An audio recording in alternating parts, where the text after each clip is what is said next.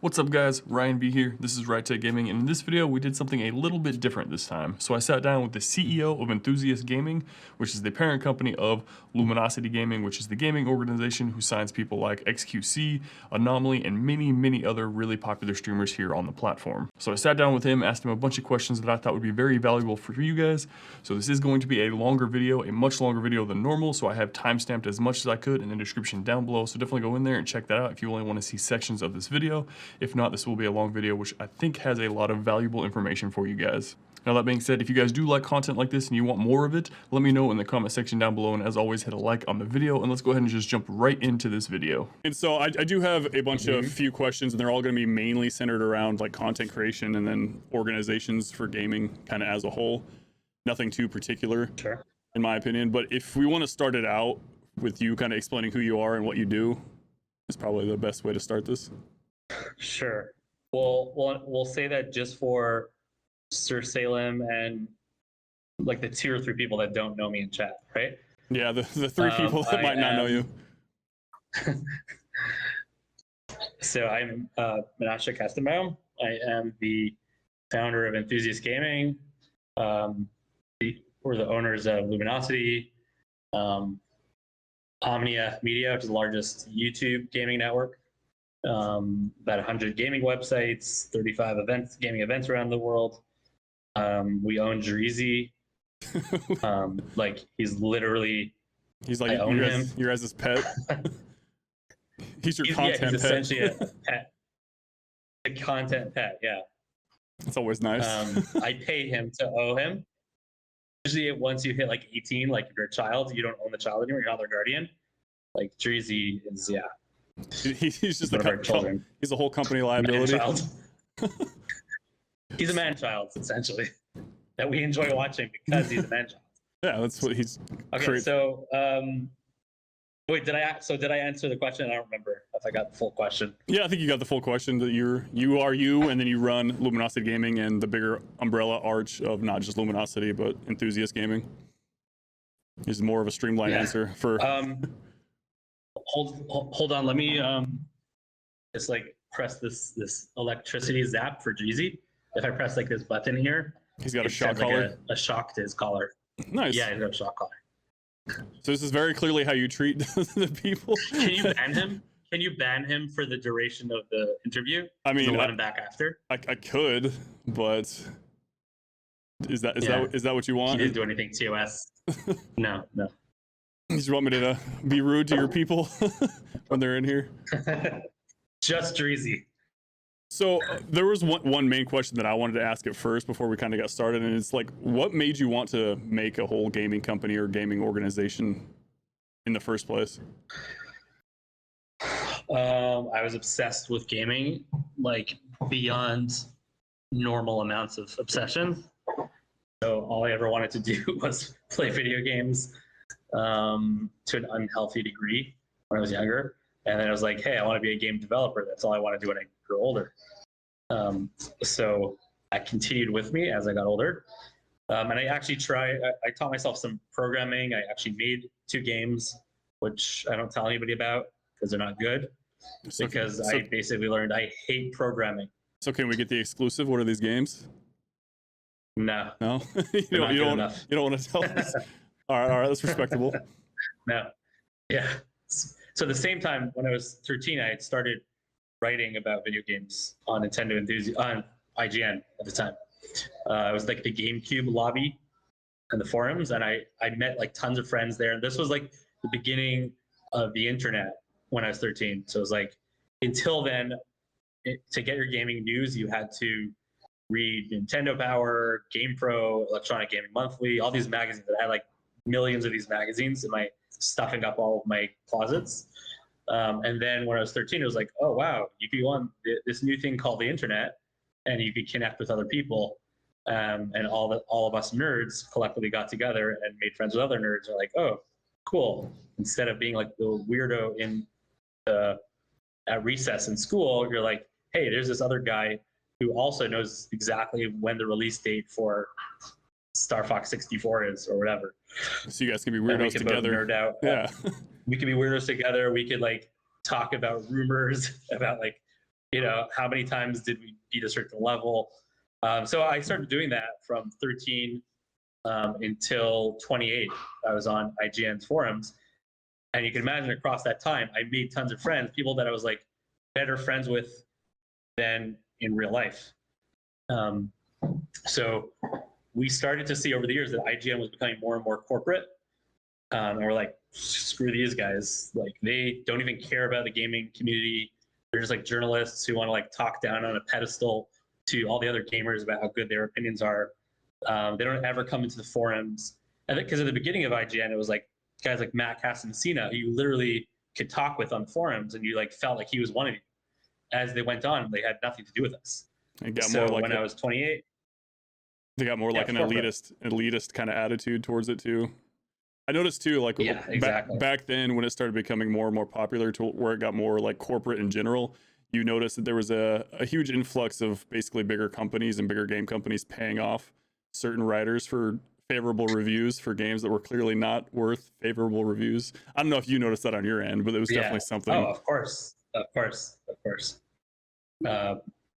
So basically, we had this whole like ecosystem in the forums of like, some of us were creating content, we were like writing, creating YouTube videos, and like our content ended up being way better than was on the front page of IGN.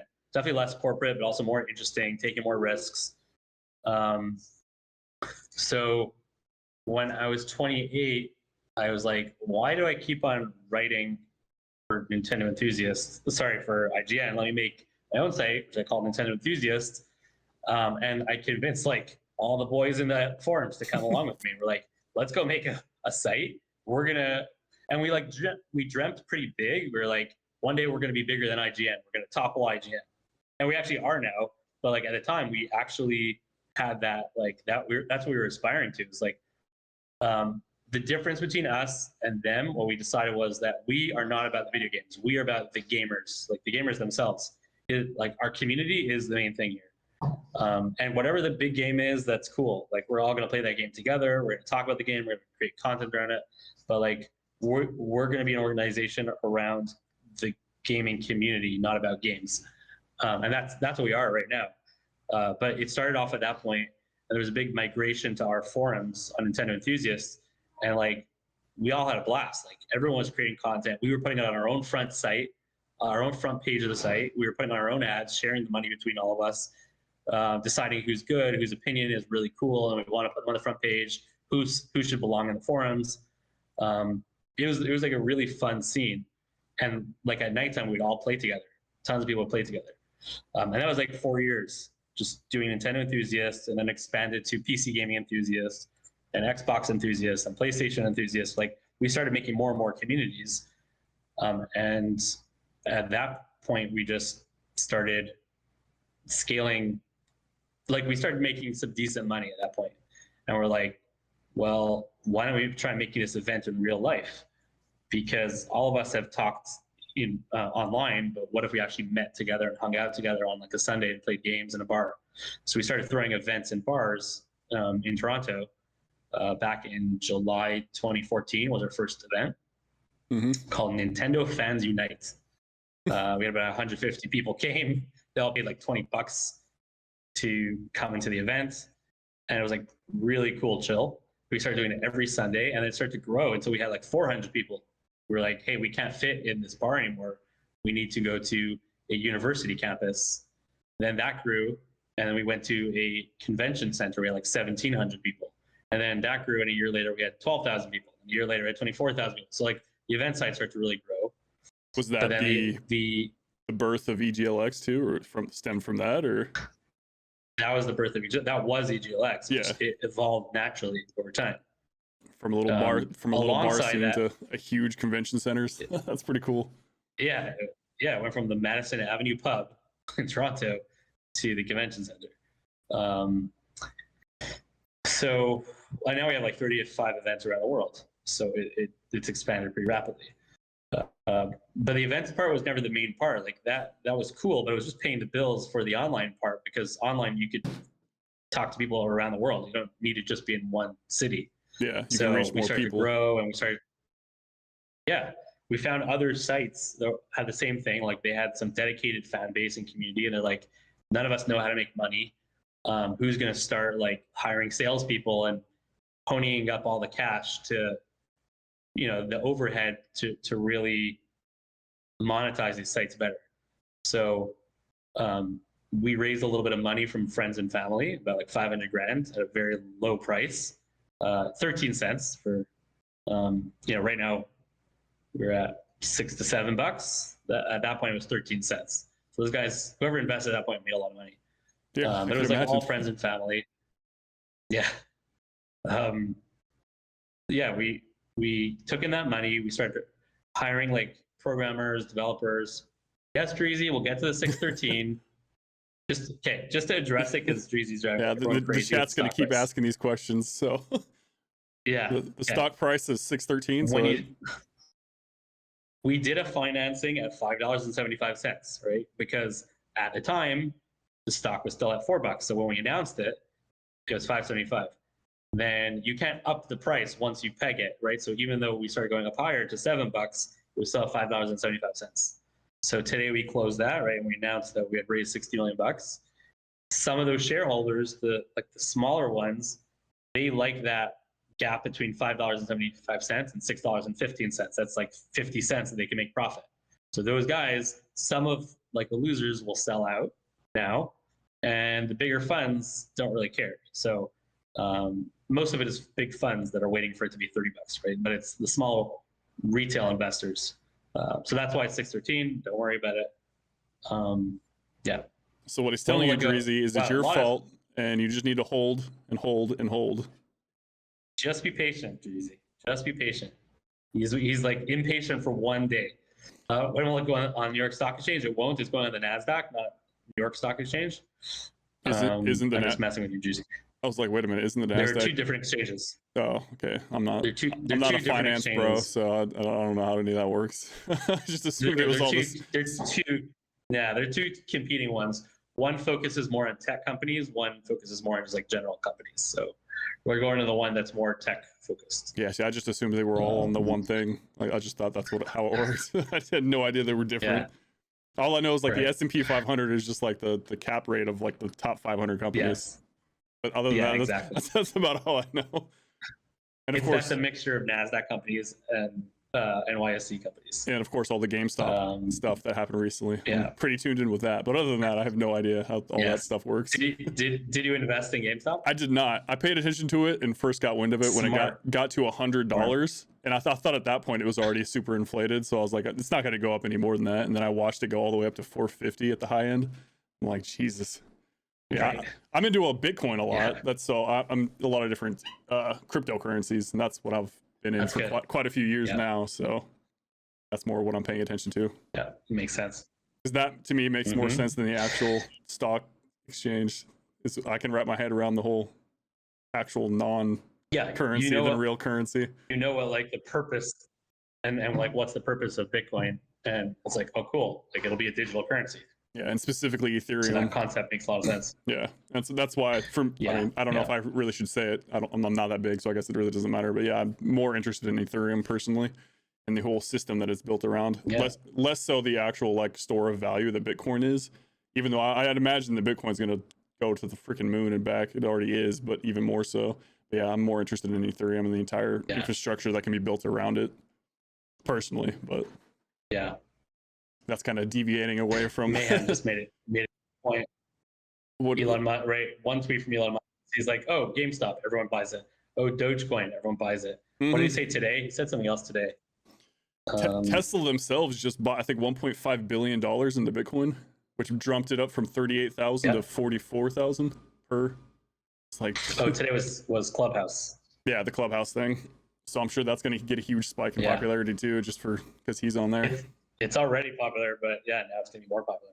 I'm always curious, like the motives behind, like, is he just like messing with people? Is that what he likes to do? Because he keeps doing stuff like that. I think he's doing it for fun. Like that's what it seems like. Because I know before when he talked about his stock price in Tesla, and then became a whole thing with the FEC or SEC.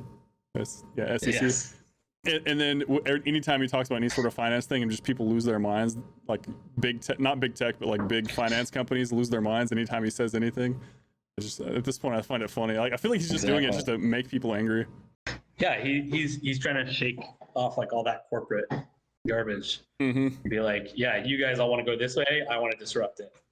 But like the thing that I tell people too is it really only takes a huge market adoption from any one of these giant hedge funds to buy a majority of either Bitcoin or Ethereum or anything, and they can just control that just like they do everything else. It really wouldn't be that difficult.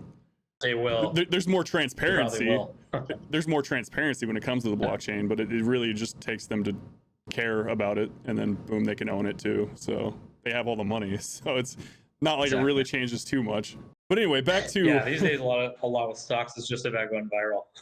yeah, Dreezy, look what you did, Dreezy. I know we just derailed our conversation into stocks, right? In terms of Luminosity Gaming specifically, and like how that started, can you kind of elaborate more on that and what got you guys into the more gaming organization side? Because obviously you're already a gaming company that did a lot of text-based stuff and that kind of stuff and events and that kind of stuff. So what made you want to get into either the esports direction or just content creation entirely, or what started first and that for Luminosity Gaming? Yeah, so as we scaled the website site up to about 100 sites and 35 events, we were like, in order for us to really own more of the gaming community, it was always about like, where is gaming community? If we want to be the company that's synonymous with the gaming community, where do we have to be? So one was websites, of course. Another was like physical in-person events.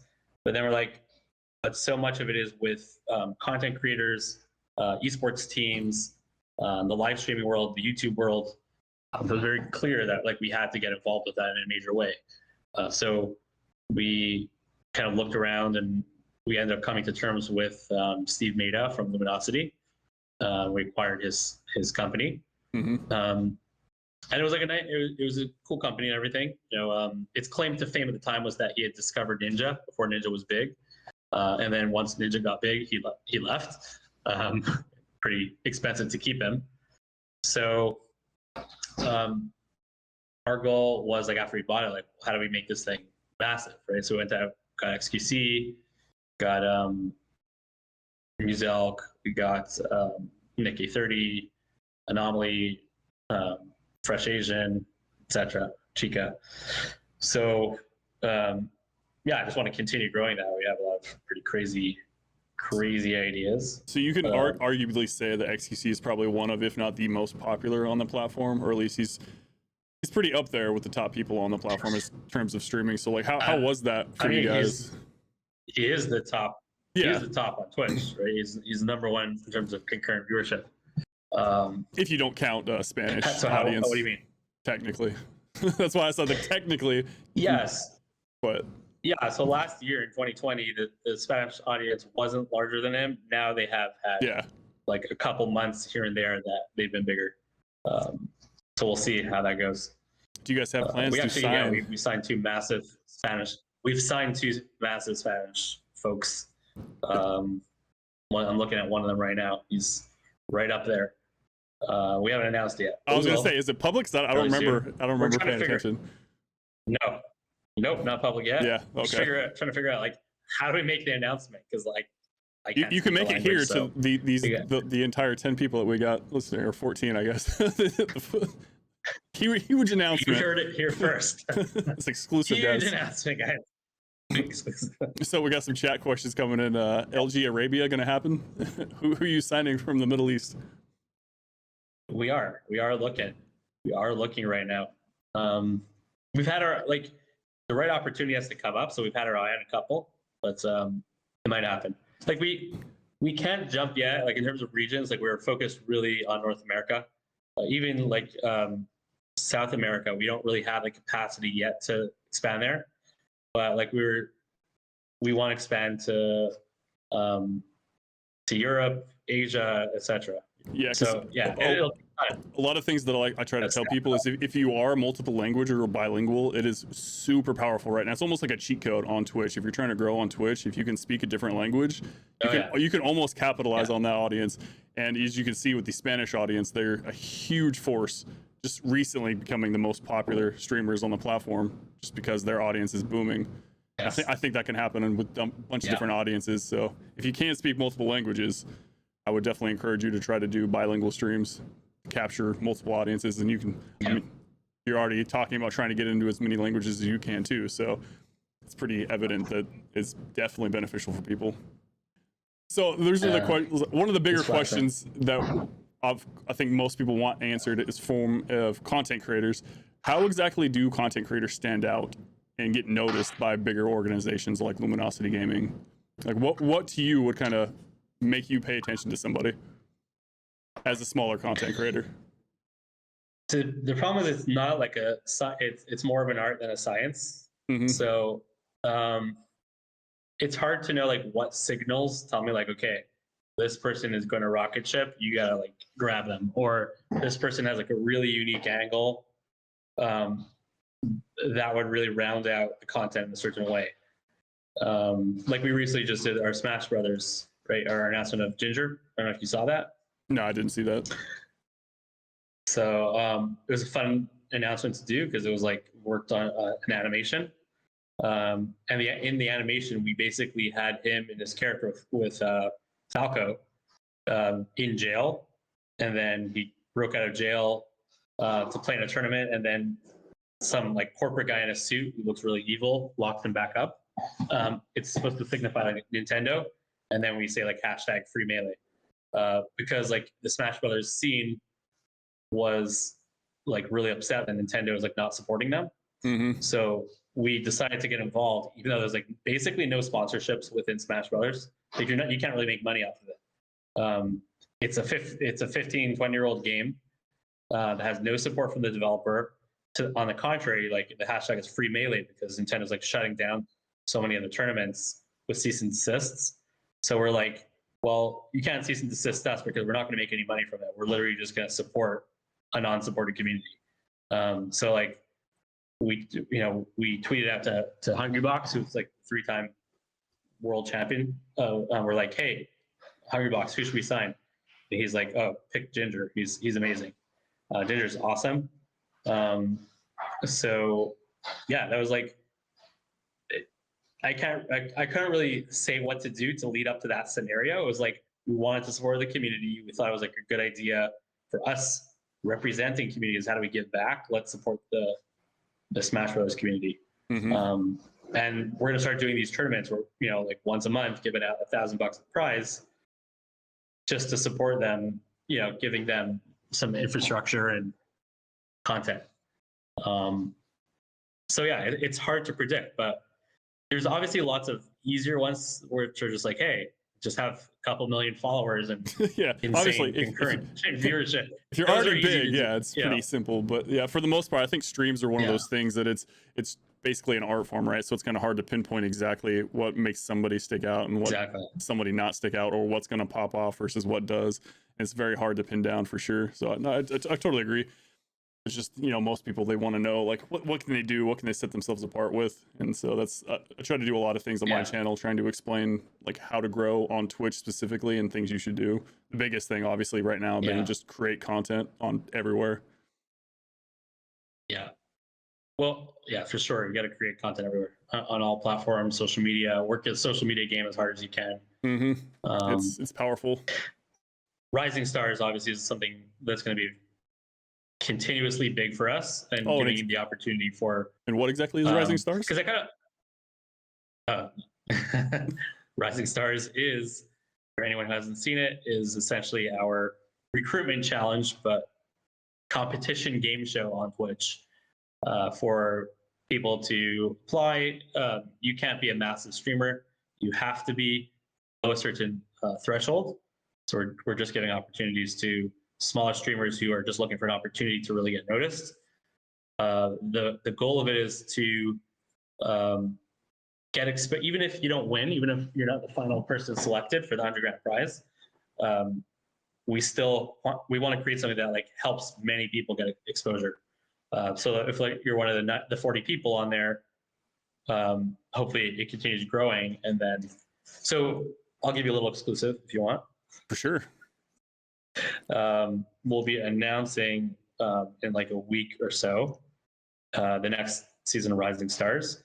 And the difference this time is that we are hosting half of it. Like it's going to be split up in partnership with XQC. So there'll be like one show a week that's on our channel, where we're finding the top 4 to make it to the end of the week, where it goes onto XQC's channel, and it's literally on in front of his 70,000 concurrents. That'll be super nice for a lot of people. That's huge exposure. So anyone that's listening, it's exposure. Yeah. Definitely apply for this. I know I will be, of course, for the 3rd time. Yeah. But everybody else needs to as well. So the ability to basically get noticed. I always tell Dreezy like that a lot of the Twitch meta starts from XQC. XQC does Among Us. Oh wow, everyone's doing Among Us. XQC does Fall Guys. Everyone does that. He starts doing like Pokemon opening cards. Suddenly everyone's doing that. He starts doing Minecraft speedruns. Suddenly Tfue doesn't stop doing Minecraft speedruns. He jumps into the Rust server. Now, arguably it had everybody there, but yeah, he's like the front page of Twitch, right? He creates the trends that are happening. So what we're hoping is like with his insane rabid audience is that a lot of new people just get a massive exposure boost from being on the show. And especially if people start like people on his chat start, and the chat is going to be the one voting on everything. So that'll be it's not definitely even interesting who's going to vote. It's literally his chat who decides who wins. So that's easily huge exposure for anyone that makes it there, like gigantic. Yeah. Probably like the best exposure you can probably find on Twitch. Yeah. I want to make this big where it just keeps on growing to the point where like, Netflix and Hulu and all these companies are trying to get involved with it. Like, like the American Idol of the esports and gaming world. Well, if you ever need a music, DMCA free music for these tournaments and events, you just let me know. I will definitely sponsor whatever I got to do to get that name out there. I know. So there's another thing that absolutely really, like, in my opinion, makes LG stand out as far as their fan base. So the people that follow LG seem to be much more like, I don't know the right word. I would use the word wholesome, but it's not exactly the word, but it's more, I don't know, family friendly. They just seem to have a much nicer in general audience and like people that follow LG compared to other bigger, more known gaming companies. So what exactly have you guys done to kind of foster that kind of an audience, or at least fan base? Yeah, I think it speaks to the fact that like everything we're trying to create is about gaming community, right? Gaming community toxicity is the opposite of gaming community. It destroys communities. So yeah, we try and pick content creators who are genuine. XQC can be toxic at times. XQC and toxic, yeah, definitely. But at the same time, he's also probably the most genuine and authentic streamer that people know, right? Like that's why they like him. That's who he is. So we try and select content creators who are more, I don't know, we're not FaZe Clan, right? As cool as FaZe Clan is, and they're amazing brands. Their guys go into a hotel and burn down the place, and then get into like a lawsuit for doing that. Yeah, they have like the more like style. Rock star kind of gangster style, and even in their followers and fan base, you can definitely tell like the different cultures in the companies definitely reflect in the fan base and the followers, at least from what I've noticed. And that's cool. Like that is a very cool type of brand to have. There's nothing wrong with that. We just took a different approach where we're not trying to be gangster. We're trying to be more accessible, more for gamers. More for gamers, more the me and you, just the regular people. Yeah, we're not just playing like Disney all day, right? Like we're not babies, but we're also having a good time, more positive. So you coming from a more businessy aspect, obviously you've run huge companies. Is there anything you would say to watch out for smaller creators in terms of any sort of predatory practices when it comes to companies and stuff? Like I'm not going to mention companies specifically, but there's a lot of like affiliate programs that are really just like scams to get people to buy their stuff more and shill it out to other people, but they don't really get anything for it. That's one thing that I would notice and tell people. But from your point of view, is there anything predatory? Like energy drink wise? Like those kind of stuff? Yeah, so like any of the companies that do anything that you've noticed is kind of more predatory practices to kind of avoid or stay away from. I haven't personally found anything I know that's like people are, killing themselves over. Like, oh, why did I sign up for that? It could be of some. I'm not in the know of any like scams. They must be out there. I've heard of scams of like talent managers. Like, hey, I'll manage your, I'll manage you. You're super talented, and then the person's like a scam artist and kind of like puts their banking info. I've heard that happen. Company wise, I can't think off the top of my head about that. Yeah, I'm not going to name specific companies for any reason, but yeah, just a lot of it, in my opinion, has been the affiliate programs that a lot of companies have, and some are worse and some are better than others depending on how they structure it. But a lot of them seem to be where they're like, mention our product constantly, we'll give you like a 10% discount, but you also shill our product to everybody. We don't really give you anything besides you get a discount. Right. So we just get to sell you more product while you shill our product to other people. That's the biggest one that I've noticed. Is like a terrible. There's a lot of those. Yeah, a lot of them in the game, and people fall for it so much, and I'm just like, people don't understand the value of what they're doing versus what they're getting out of it. But I thought maybe if you had any other ideas, it's tough because like obviously we deal with a lot of like paid sponsorships. Like we have a 20-person sales team. So, did I just lose internet? Can you guys still hear me? Yeah, you're still here. Okay, good. So there's like a lot of sponsored streams, a lot of like social posts, paid social posts and stuff like that. So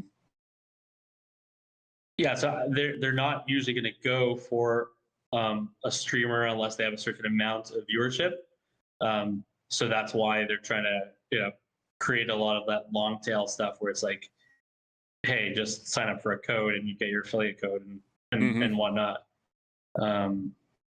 It's a win. It's a win-win for them, right? It's free advertising. They get possibly more products sold. So I can't blame the company. They're just banking off of it. But yeah, if it doesn't work after a month, then drop it. Obviously. Yeah, for sure. Yeah.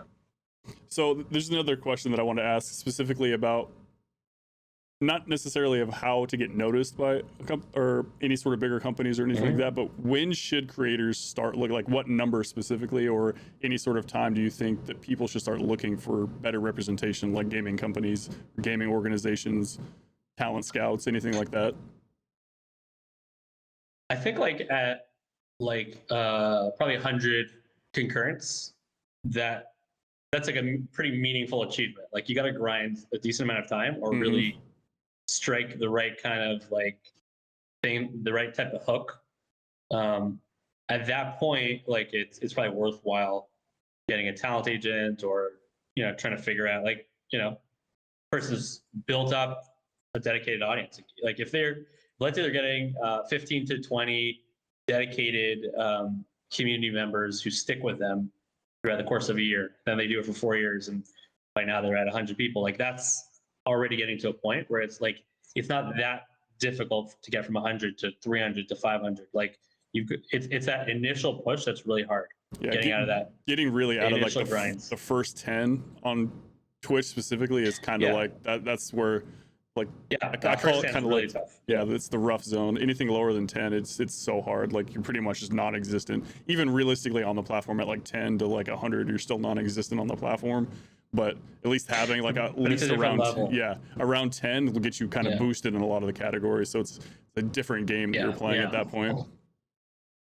Yeah. So we do have one question that just came in from Dreezy. So I saw. What would you recommend from growing from 30 to 100 on Twitch? Or just like we'll blanket the statement a little bit wider. What would you recommend just growing on Twitch in general? Okay, so number one is definitely social media. You got to be crazy active social media. It takes time to learn social because you're like, in order to grow, you need marketing, right? You need content and you need marketing. So content, assuming you're doing good content, then you just need enough people discovering you. So the best place for marketing is social media. Like where else do you have access to billions upon billions of people looking to connect with others or looking for discover new stuff? Like you're not going to find it on the Twitch, like the list of like of channels, because like who's making it all the way down to there's tens of thousands of people streaming with one person, right? Or 0 people. I'm so glad you said that.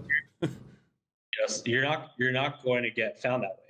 So you need to, obviously you need a network. I think to find your first 10, you need to do a lot of networking, you know, hooking up with other streamers, talking to people, getting to know people directly in the Twitch community, get a couple hardcore dedicated members who want to be like OGs and founders, maybe mods, maybe, you know, bring their friends. Once you get to that point, I think it's a lot of a social media game. Trying to get noticed, trying to be active in as many platforms as possible. And then also I think it's about creating content forms that distinguish you. Yeah, Frosty Venom was there, like crazy active. Crazy active does not mean tweeting once a minute.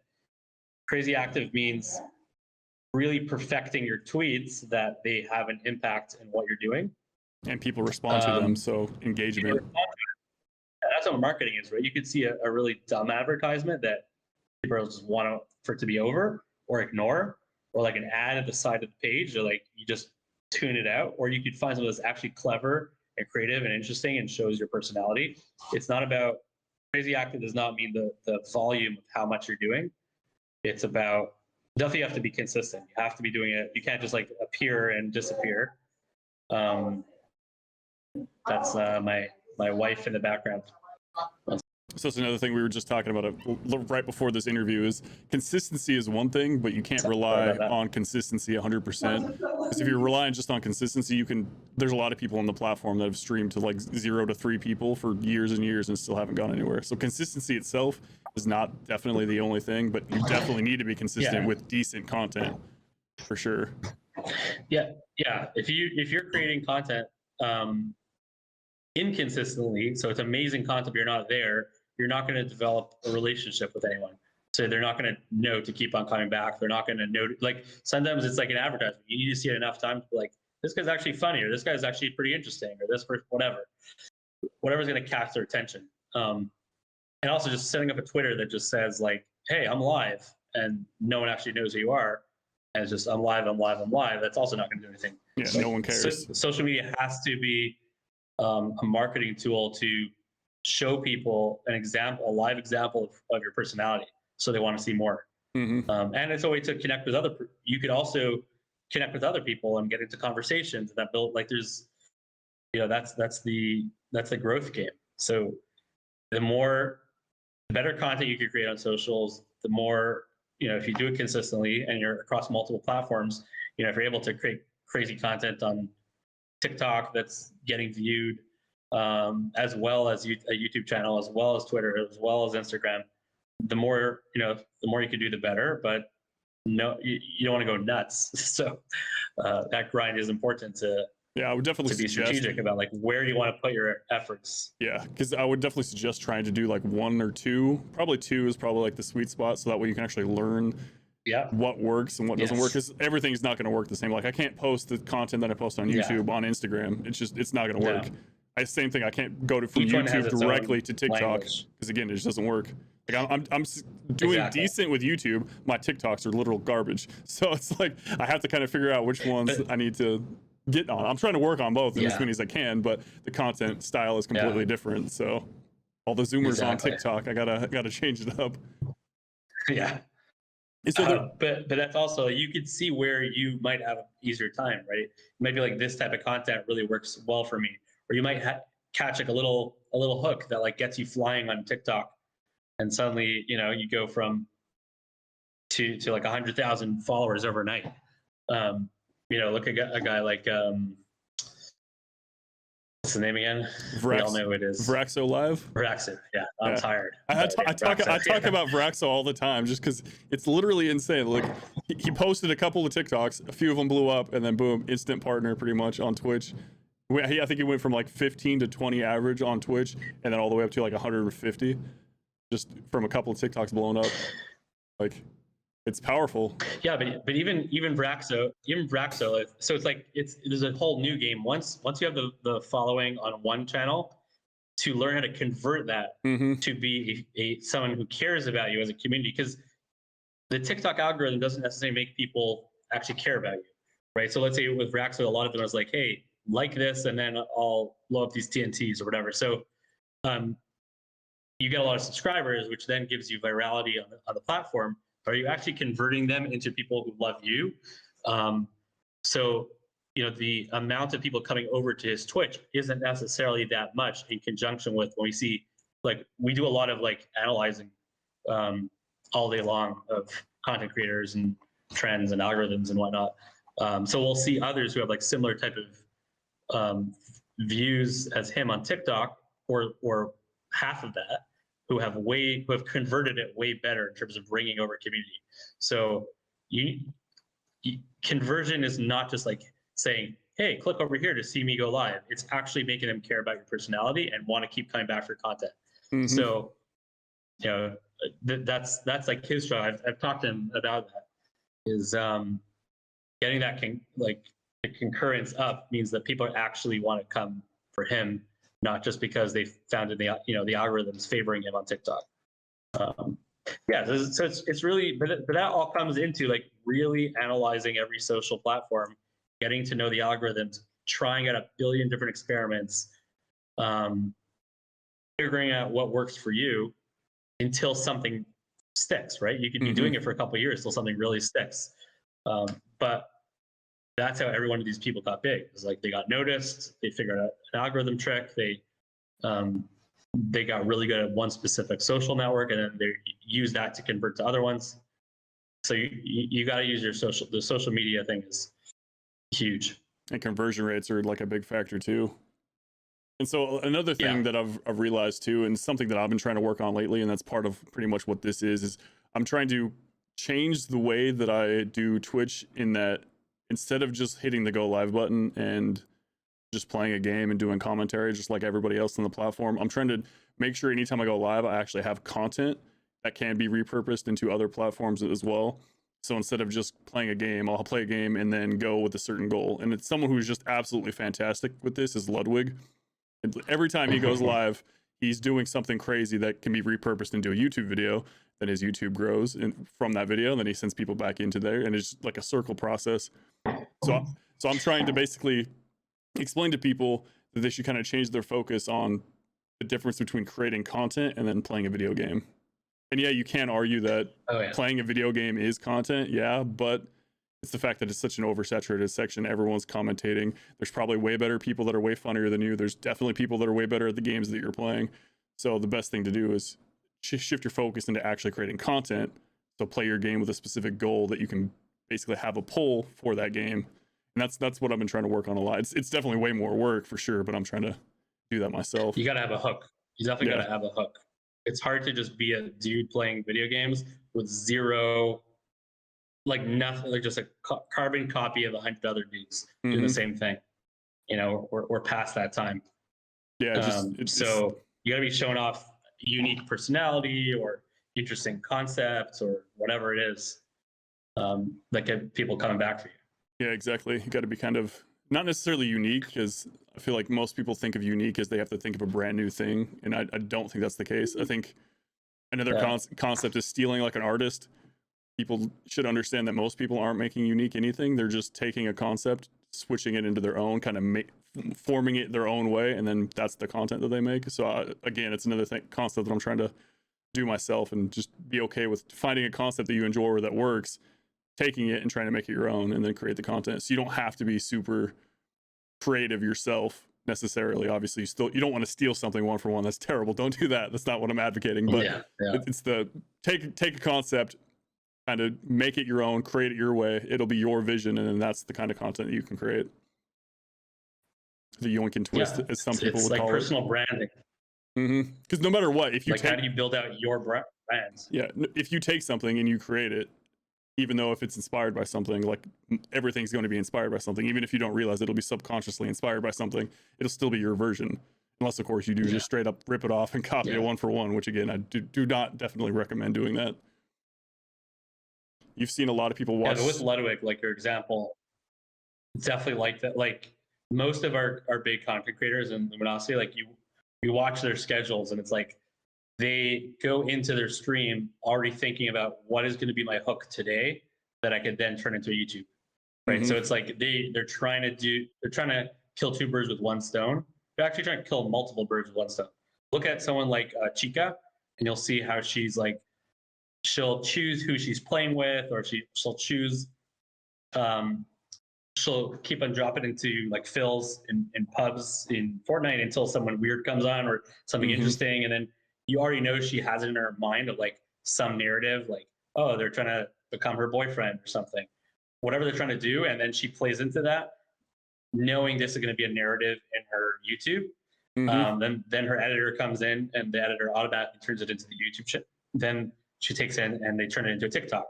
And then, and of course, she has like 5 million followers on TikTok. Like everything she does on there has 1 million plus views. So yeah, it's really like doing content once that is real content that you could then repurpose. But a lot of that is like for once you've made it. Initially you might have to do original TikToks, or you might have to do, obviously that helps for sure, a little bit more to the YouTube. But what doesn't help people is don't have all the time in the day. And it doesn't help to do the exact same thing that everyone else is doing and expect anything different to happen, especially when you're already like basically non-existent on the platform, so where there's no one that's going to come and see you. You got to start somewhere. So even if you are doing like the typical thing, so you make a stream and say you're playing whatever game you're playing, and you have this concept that you're going to try to do with like, I'm going to play this game without using a specific item, or only using this specific item, whatever it is. Like, you, again, just creative with it, right? And then you can repurpose that, make that a video, and that video has a much higher chance of getting anywhere if you put it on either TikTok, YouTube, or Instagram, wherever you want to put it. It's got a way higher chance of going anywhere rather than it just living on Twitch and then sitting there, because no one will see it. Paco saying not to post landscape Twitch clips. I actually agree with that, but I see like Chika doing it and getting a gazillion views, and Nick A30 like, I don't know how they're getting it because it's not native. Yeah, I think it can work. Again, it's definitely lazier. So it works despite it. It works because they already have a community. Yeah. So again, it's not the best practice for sure, but I mean, it's still better than doing nothing. So that's kind of the way that I see it. Yeah, if you have it, so chat saying if you have a following, it drives the algorithm. Yeah, that's just the way it works in general. Even just human psychology is the fact that people want to be where other people are. So people want to be where other people want to be. So obviously, the more popular you get, it's like an exponential scale. The more popular you're going to get, because more people care, because more people care. So it's just kind of a thing that kind of steamrolls. It's a cycle. Yeah. That's why starting is always the hardest thing, and that's why you kind of have to like just grind out that start. The first 10 dedicated followers, number, But it gets a lot easier if you're just using stuff like the Twitch meta, which is basically just collaborations. And not just collaborations as you're just playing with somebody, but like collaborate, but also make that content. It's the same concept. I don't think that like big raids and big hosts, they don't really help you if you're not already making good content. Like, you can get all the exposure in the world, but if you're still not doing anything that anyone cares about, then they still probably won't care about it. That's why I think too many people focused on collaborating with a big creator is more important. Than getting a one-time raid. And there's even with collaborations with big people, you'll see that like the friends of those big people, they still have a very small following, even though they constantly play with that big person's got thousands, and it's because their content is just not up to par, whatever it is that they're doing. Or the audience specific to that person doesn't really follow over for whatever content they're producing. That could be a case too. So they can still be making good content, but if the audience doesn't really vibe with that style of creator, then it doesn't really work. That's why I just try to encourage people not to try to focus on raids and host as a factor of growth. Like, it definitely helps and it makes people's day, especially when it comes to smaller creators for sure, but I don't expect that to be the way that you blow up on the platform. Or really most collaborations, platforms, if you do have good content, is the best quick way of growing for sure. Like we've grown. So Mayhem works with us on Somerset. So with Somerset, I paired her with like Nick A30 to play with him fairly often, and then a little bit with Chika, a little bit with our pros. So like once a week she'd be playing with Nick A30, and then his 5 to 14,000 concurrents liked her. Like they were very similar in style. They're both like very, very family friendly and wholesome. they got along well. So people came to her chat, but then afterwards they stuck. So she went from like 300 concurrents for the previous year to suddenly shooting up to 1,000 to 2,500 concurrents because of that. So sometimes collaborations could really collaborations are definitely the meta on Twitch, especially with the rise of like I can't think of the name. Among Us, Rust, Among Us, and then Rust, and then I'm sure it's going to move to another game that's going to be popular. But it's just, there's a very popular picture that basically shows the followers and how they basically follow between bigger streamers, and you can see like bigger lines depending on the connections. And it kind of shows exactly the cross-pollination on the platform and kind of how it works, and the fact that the biggest meta right now is for sure collaborations. And it's probably one of the easiest ways to grow from 0 to 10, besides creating content on other platforms. And not just the meta originally was collaborations in a certain way, like esports in general was competitive. Like there's multiple people playing with you, but it's a smaller amount. Now the meta is getting larger and larger. So Fortnite took over because it's like, wow, 100 people are playing with you. Then it's like Minecraft, you have a massive world. Then you have Among Us, where you have like 10 people. It's not just like 5 people. It's like 10 people literally showing off their personalities the entire time. And then Rust is like 50 people on a server. So it's getting very large collaborations are becoming the new meta. And it helps for I think Grand Theft Auto is going to be the next big one, I think. You think so? Not for sure, but that's my feeling. The RP stuff. A lot of people are going to go to, for a bit at least. Unless some other hidden game just pops up and then becomes the next. Yeah, unless something else pops up. But I noticed XQC yesterday playing Grand Theft Auto. I'm like, okay, he's already predicting. If he's doing it, then it's probably going to trickle down. I call Twitch a lot of times. Yeah, exactly. The moment he did that, I'm like, okay, I guess Grand Theft Auto is the next thing. And then today already, like the very next day, it's only like 7 new big streamers are playing it. Like, oh, everyone's playing. Trainwrecks is playing it suddenly. Of course, Adept, his girlfriend's playing it. Who else is playing? Soda is playing it right now. Yeah, I could probably let's go to the Grand Theft Auto section. I'm sure we'll see. But it's like the moment he plays it, then I always claim that Twitch is basically like high school when you think about it. So anytime like the popular kids do something on the platform, then it just trickles down and everyone else starts doing the exact same thing. So it's you gotta follow those trends and then market it. And then on top of that, again, going back to creating content on other platforms, when you know that they're creating on like RP servers on Grand Theft Auto, you know they're going to be having YouTube videos. So if you get your own YouTube content that's based on Grand Theft Auto, you're most likely going to be popped up when those videos get recommended. Trends, yes. Yeah, trends and tricks. that's the whole algorithm. Learning the algorithms is an important part. Yeah, the trends and the tricks and yeah, it's definitely a lot of work, but it's a grind, and you got to have the personality, you got to have the content, you got to have like the brains to try things out. The thing is too that I don't really see that a lot of streamers don't tend to do this, because it's I don't know, I feel like it's more of a kind of a solo venture, even though we're talking about metas being collaborations, but I don't see that many people building a team for themselves. Like I know some people rely on like Luminosity Gaming or organizations to kind of build a team for them, but there's no reason why, even at a smaller amount, if you believe in your content, you can hire editors, you can hire people that'll do SEO for you and find certain trends and all that kind of stuff. So you can build a team around you, and I don't see that many people do this.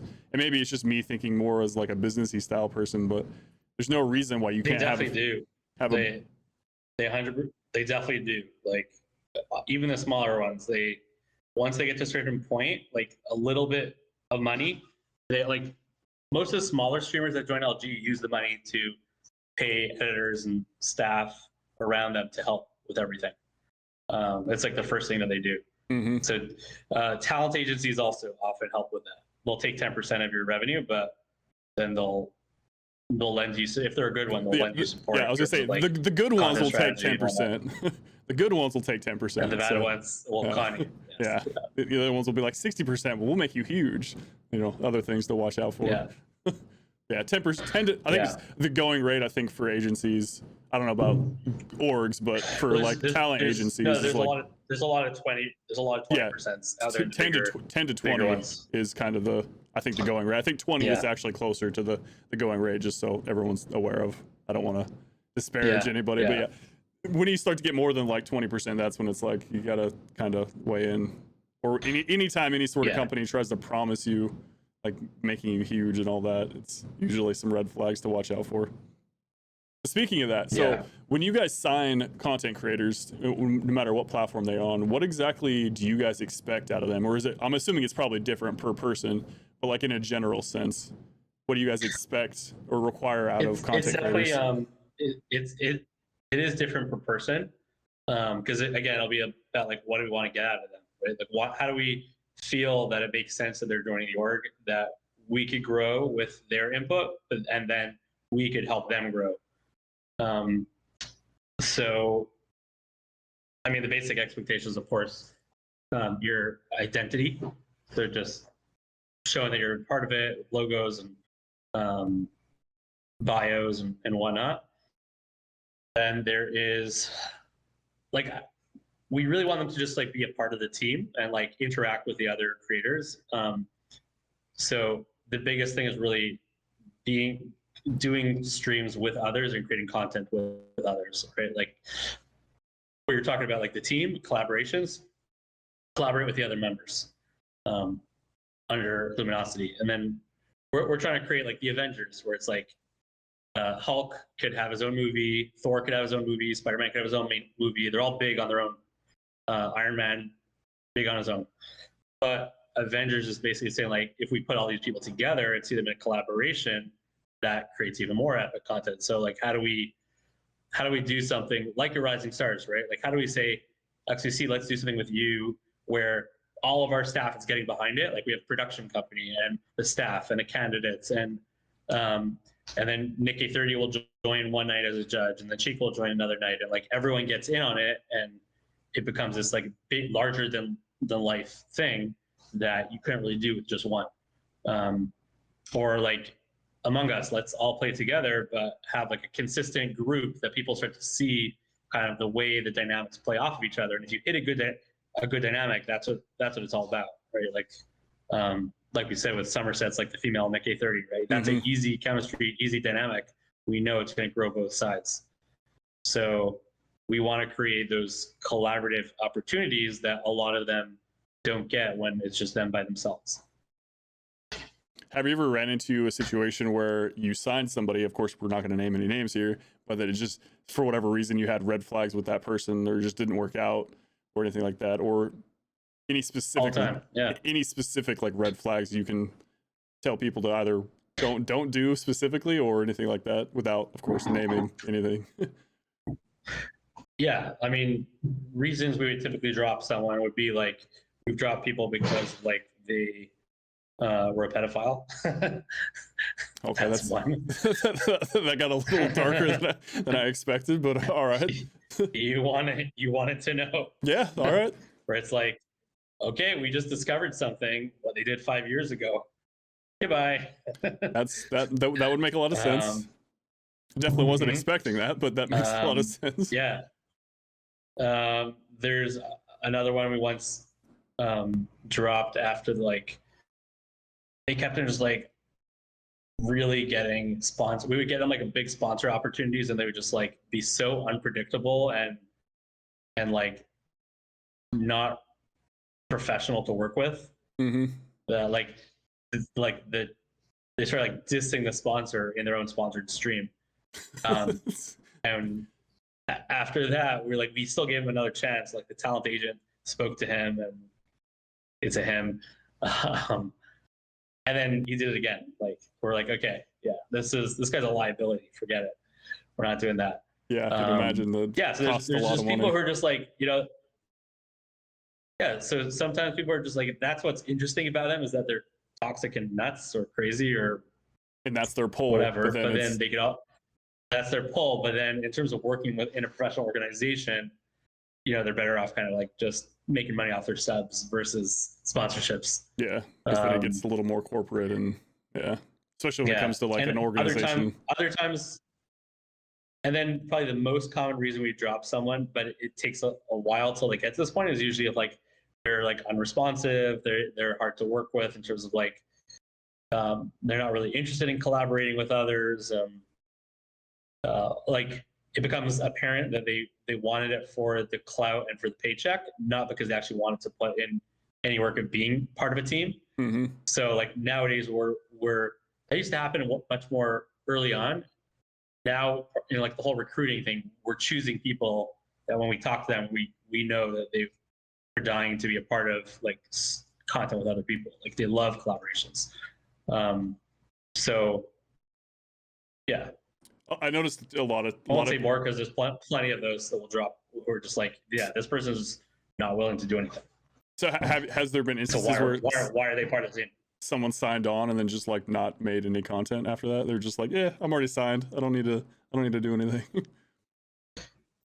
Like to not stream at all? Yeah, it's like not stream or not create whatever content they're creating. I don't know if you guys sign specific just YouTubers or whatever the case is, but yeah, usually you have like basic protection against that. Like if they are no longer active, then they don't get paid. Yeah, they have to be doing the normal stuff. Mm-hmm. It's not like certain organizations like TSM will go nuts on that, where it's like you got to be streaming like 80 hours, whatever, and like people get nervous by that. And I know people have left because of that. At least 3 massive streamers have left because like they don't want to be forced to create huge amounts of content. Especially like on some specific platforms, because I can imagine that would just like kind of draw you out. 2, I think that as Twitch kind of progresses, I feel like it's more morphing into a section that's more like supplemental kind of, because the things that I feel like Twitch does really good is the fact that it's very intimate of a platform. So it's a place where you can hang out with your community, kind of chat back and forth. So, and that's what it does well. But the things that I don't think it fosters a very good environment for the people that stream 10 plus hours a day. I don't think that's good. And I think moving forward that I think that's more and more people are kind of noticing that. And so like more permanent content stays on places like YouTube. And then this is the place to kind of come and hang out and kind of chill and do that. So I think as time goes on, I feel like Twitch as a platform is just going to be more relaxed, but less time spent on the platform for most people, or at least most bigger streamers. Yeah. Yep. Agreed. Because I just think there are guys like XQC who just love the streaming for 10 hours a day. They don't want to do anything else. Yeah, for sure. And then that's always going to exist. Most people don't want to do that. Most people don't want to be streaming 10 hours a day. It's not healthy. It's like even viewership they want to be doing other stuff. Peak viewership, even for the larger streamers, it peaks at around 6.5 hours and kind of drops off after that point. And you're really just kind of killing yourself after like a 6-hour point. For me, I do even less than that. Exactly. I do like 2.5 to 3 hours every other day, give or take, like 3 days a week. Yeah. I mean, like 3 hours is good. But I'm also nowhere near full time, so it's kind of more part time thing. So I'm not trying to do 8 hours. Yeah. Plus, when you're doing 8 hours a day, you don't have time to do the other stuff you should be focusing on, especially if it's just you and you're the one that making all the content, and editing, and doing all that kind of stuff. Then you just don't have the time that you need to be focusing on other platforms as well if you're trying to grow on Twitch. Just very counterintuitive to be on the platform for that long. For most people, obviously. Some people can make it work, especially when the platform was older. It was, a whole different platform. But do you want to do like a last question from the audience? Yeah, we could pull a few questions from the audience. Chat, how many questions you guys got? I can see that there haven't been any recently, it looks like. So if you guys got more questions, definitely see what you'd want to ask. This is your one opportunity, guys, so don't squander it, all right? There's a few people. I think I have a few more. Opportunity. Don't let it slip. Mom Spaghetti. When do we get to see Canada? So Mayhem wants to know specifically, when does he get to see Canada? I'm in Miami right now, so. I mean, I think he'll accept Miami too. I don't think he's picky. As long as he makes it, into the States, right. I think he's happy. Or I guess Canada's not the States. What am I saying? Words are hard. Anywhere. I want to hear that question. Like, anywhere. Has one, but you won't ask it. You won't ask? Can't tease like that. Wow, you can't do that. What is the question? Or I'll improvise the question for you. It probably won't be good. Are you ready for a new opportunity? Are you asking me specifically, or are you asking him? What does that mean? Yeah, like new opportunity for what? Do you want to be signed, or are you making your own organization and you want him to work for you? He's in half of Dreezy's streams already. Could you sign RyFi? That would be legit. Could you sign RyFi? I'm too unimportant. Wow. People don't. Wow. I mean, yeah. So yeah, when are we signing me? That's the question that people want to know. Right. Well, we don't reveal those things. That's like, you know. Yeah. So he's saying it's a secret. That's the secret sauce. My first question is, where do you see? When will he be signed? Like, what is the date? We can't tell you. Yeah, the dates are, there's a non-disclosure clause.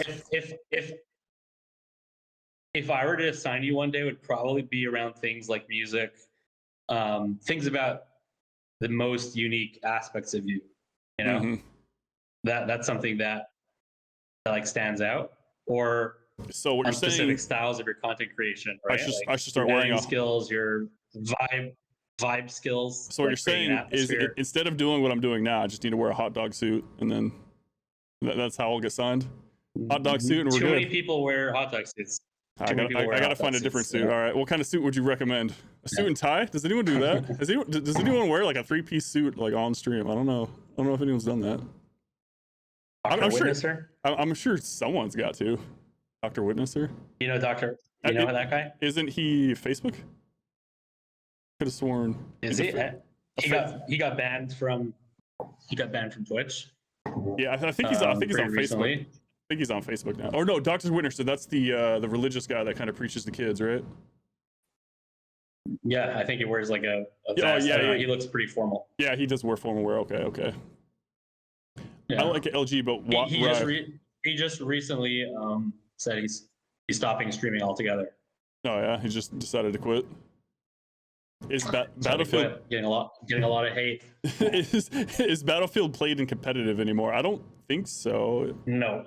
I know way back in the day, they tried to make it competitive in the esports scene. It just never really worked out. Same thing for Unreal Tournament for like 2004, way back in the day. They tried to make that competitive, but it just didn't really work out for them. It's the same thing with like Battle Royales. They're trying to make those competitive, and like Fortnite works, but they're very difficult to make competitive. Yeah.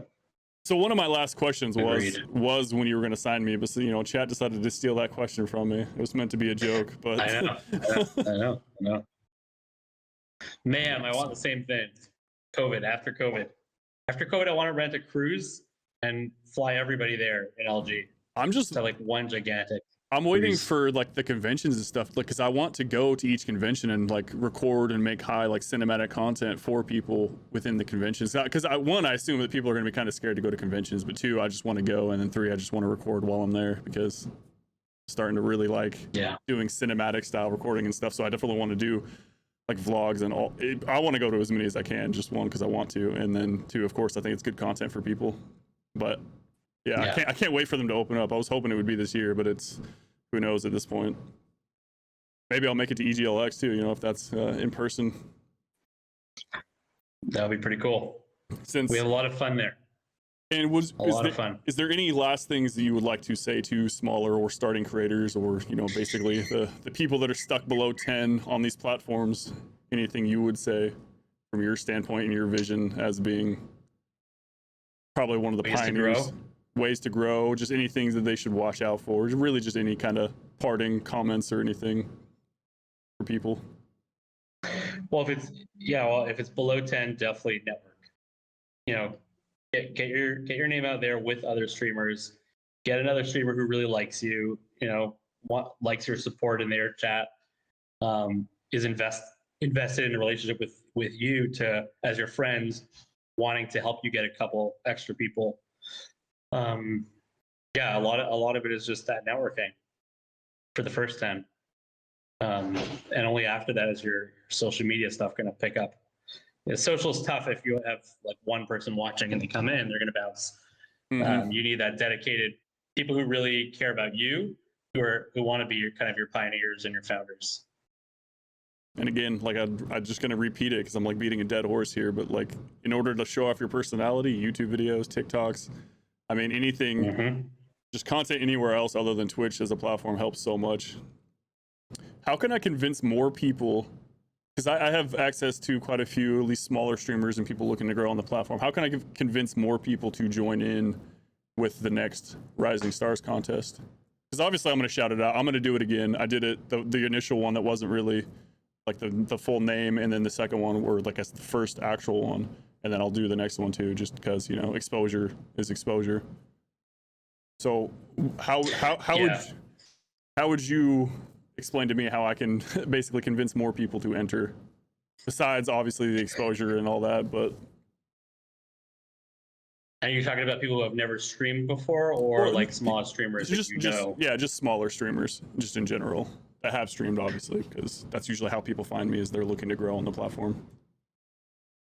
Well, I think that the XQC part will be cool in terms of like, you could join even not to win, even without winning, you win because you get exposure. So, you know, it's like, I know last time I did it, we were on the front page, and I think at one point I had like 8,000 people watching when I was going up for my audition. Yeah, that's huge. Yeah. So with XQC, you'll have 70,000 people. Like, I think even more people from across Twitch will come once they hear about it happening. Mm-hmm. So you could have 100, 150,000 people watching you during your stream. So like, it's basically like being on, you know, the equivalent of live television 10 years ago, like, or on the Super Bowl. So yeah, a lot of people are going to be pretty terrified to do it, but yeah, a few people in the chat are like, I'd be terrified. That's a really, but the things, I would be terrified to do that, but yeah. the things that I try to, like, when it comes to being terrified of it, you just focus on doing the exact same thing that you would do normally. You can turn off your viewer account too and not pay attention to it, but I know people are going to game it and kind of get in their own head. But I mean, I don't know. Yeah. I don't know how to like convince people that. I don't want to say it's not a big deal, because obviously it is a big deal. It's a huge amount of audience, but like, I don't know. I feel like if you do it and you have that many people on you, what are you going to do? Say something stupid that people find funny, or at least a majority of people, or one person finds funny and they like the content. So like, no matter what, it's always worth it. Even if 99% of 100,000 people think that you're dumb, or I don't know why you're doing this, the 1% out of that 100,000 is still a lot of people. Even one person that likes your content out of that, always worth it. Always worth it. 10 people like it, you know. Half a person likes it. Half a person. Half a person. I mean, just like a limb likes this. A person with one eye, an eye patch. You know, if they like it, it still counts. Whatever it is, it still counts. Yeah. I'm sure Mayhem can wait for Rising Stars. So that's gonna be a lot of things to edit. So good luck with that. Good luck with that, Mayhem. I'll definitely be into it next time, and I'll try to convince as many people to join in as well, just because I think it's worth it. No matter, even if you don't get anywhere, I think it's still worth it getting your name out there. Because like, even if you're, it's the same process when you're like applying for jobs and stuff. Is the more you get your name out there, the more people see your name. Like, the more the next time it comes up, they're like, oh, I remember this person, or I've seen this person before. I remember them for this or that or that. Just the more exposure you get, and the more you put yourself out there on any platform, it's always beneficial. Yeah. I don't know. I like how like Dreezy showed up for like five seconds. Yeah, and then he disappeared. He does that every once in a while. To talk about the stock, and then he bounced. Yeah, he's like, money, and then leaves. He's like, I lost money. This is all your fault. Make it go up. Thank you for doing this, by the way. I appreciate it. It means a lot. This is, again, like I said, it's just more of me trying to formulate my content into more content, if that makes sense. I know it's kind of a weird concept, but kind of explained it earlier. Just to try to change it up and basically make it more valuable for people. And again, this will be obviously edited up and thrown up on all kinds of other platforms as well. So thank you, and I appreciate it. And my closing remarks would just be that, yes, truck driver, we will make like an IRL American Truck Simulator competition with a huge $100,000 prize, and everyone's just gonna. What you should do, truck. Whole America will do it. Is get one of the new Tesla vehicles, and then people are gonna want to see that, right? So that's automatic content. If you can afford a Tesla truck, or just steal one. Not that I'm advocating you to steal something, but if you can get your hands on one free of charge, I think it'd be beneficial, and you stream on the inside, because I feel like people all want to see what's in there. Or you can make an RC like freight truck that you can have chat control while you're driving. It's probably really dangerous, and you probably shouldn't do it. Yeah. But it would make for some interesting content. So I don't think anyone's ever done that. A remote control, like chat controlled vehicle. I can see that going really bad, but it might be worth watching. I'd watch it. I would too. But anyway, thank you for being here. I appreciate everyone. Actually